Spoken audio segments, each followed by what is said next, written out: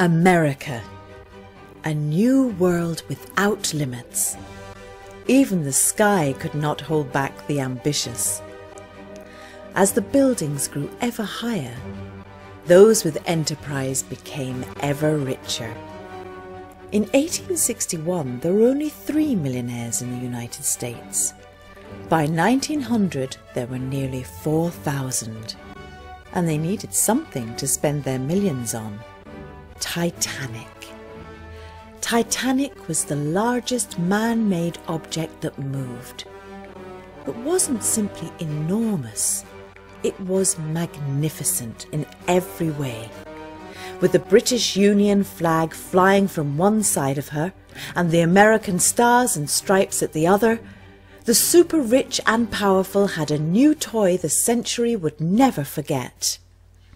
The millionaires of 1912, like Mr. and Mrs. Astor, were the equivalent of today's movie stars. The press and public couldn't get enough of them. John Jacob Astor was the wealthiest passenger on Titanic.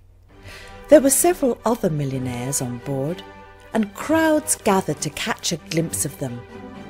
Benjamin Guggenheim, George Widener, and Isidor Straus. Together, their fortunes exceeded $100 million. From the splendour of the suites or Parisian cafe, the crossing was so smooth the passengers thought they were in a first-class hotel. While far below, the newly designed turbine engines were powered by 29 coal-fired boilers, powerful enough to move this 46,000-ton vessel at a speed of 22 knots per hour without spilling anyone's drink. Like most of his contemporaries, J.J. Astor knew all about the technological innovations of the age and had even written a novel on the subject. For the ladies on the upper deck, fashion and gossip were the main sport, while the lower decks were enthralled with their own modest luxuries. Titanic left for New York in April 1912. Neither technological innovation nor wealth was to make any difference. After the impact with the iceberg, Astor, like many others, did not believe the ship was in any serious danger. But soon there was no ignoring the fact that the unsinkable ship was sinking.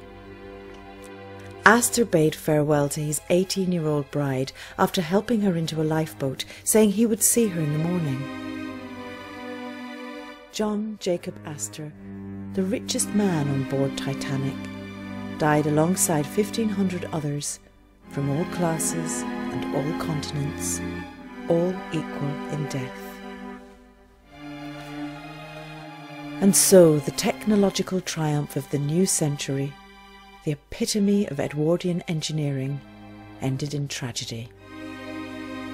As the First World War beckoned, life for the elite and empire would never be the same.